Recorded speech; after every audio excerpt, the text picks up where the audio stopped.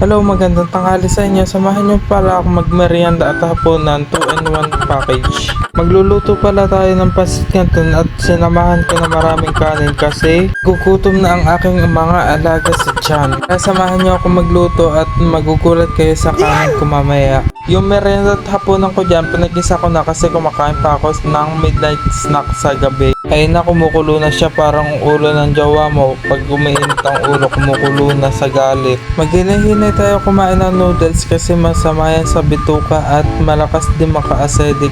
Okay na yun twice a week or one times a week kasi masama pag araw-araw tayo kumain ng noodles. Nilagay ko na dyan yung calamansi powder, mantika at ikaw. Toyo pala nilagay ko dyan, guys. Nilagyan ko ng chili powder dyan kasi gusto ko maanghang na maanghang parang ako. Minekos-mekos ko na yan kasi nagugutom na ang mga alaga ko sa tiyan. At ito na nga ang finished product at kinuha ko na dyan yung kanin na pangmalakasan. Di talaga kompleto ang kain ko kapag walang kanin kahit kukunti ang ulam. Ayun ang sinasabi ko sa inyo, guys, malakas ako magkanin, mahina ako mag-ulam. Tara, kain na tayo, guys, dito na lang, bye bye.